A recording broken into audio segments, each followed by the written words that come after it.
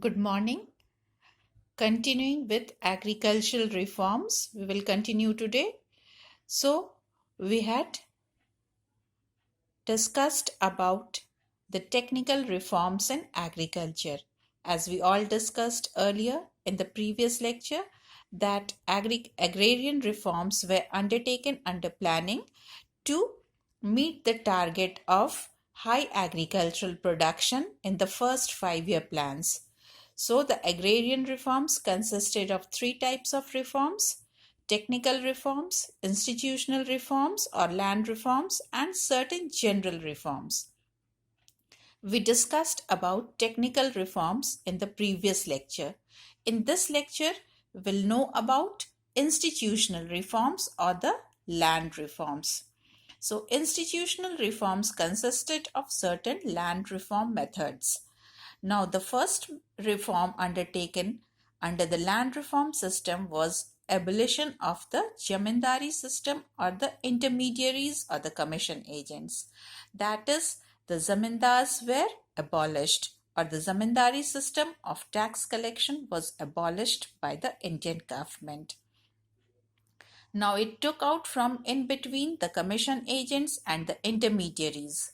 Now the tillers had to be the owners of the land, or the owners of the land were the tillers, or if they hired, certain tenancy rights had to be given to the tillers. Next in this land reform system was tenancy reforms. Tenancy reforms, that is, the tillers were given certain rights over the land which they tilled or which they ploughed or under which they undertook the process of production. The next land reform is Land Ceiling Act. Now, Land Ceiling Act is putting the limit of land holding for each farmer. That is the maximum limit of land holding that a farmer can have. It was limited, and it was according to the land area or the region where they lived, or the fertility or the productivity of the soil.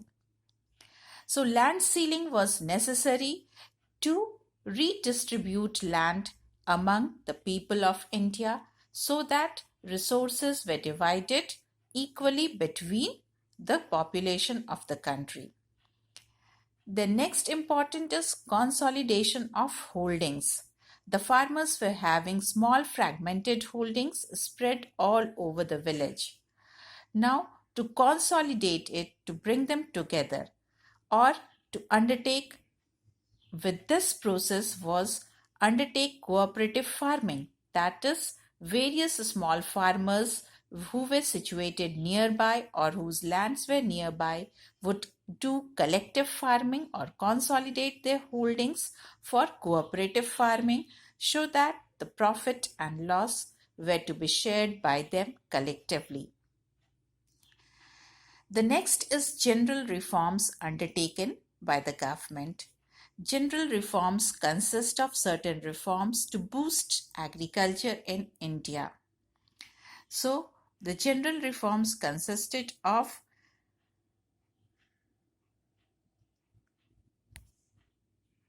expansion of the irrigation system. So, the first reform under this was expansion of the irrigation system. Several multi-purpose projects were constructed or undertaken after independence, and canals were taken out for irrigation of the farmlands so that irrigation could be held when rainfall finished or the rainy season was over, so that number of crops that the farmers could grow was to be increased to increase their farm income. Next was provision of credit.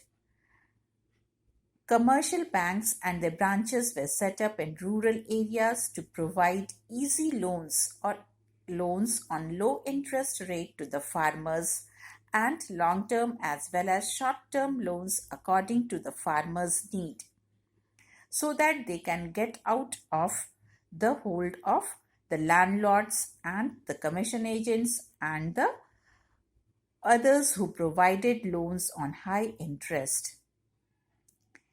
Then next is the price support policy, or the policy of minimum support price that is to be declared by the government before the sowing season. So this would encourage the farmers to grow those crops for which the price policy was declared, or it is the minimum price at which the government will purchase, or the other merchants will purchase, traders will purchase the grains from the farmers. Then expansion of infrastructure, that is development of roadways and railways so that the farmers can take their produce to the markets easily. Then regulated markets, that is markets where the farmers and their products were entertained or taken. Then there were certain achievements of this agrarian reforms, that there was increase in area under cultivation or to increase production. Then due to modern methods of farming, there was increase in productivity and expansion in commercial farming. Cash crops were undertaken to be grown by the farmers. Then self-sufficiency in food grains, and also India became exporter of agricultural products. So all this was possible due to the agricultural reforms undertaken by the government. Thank you.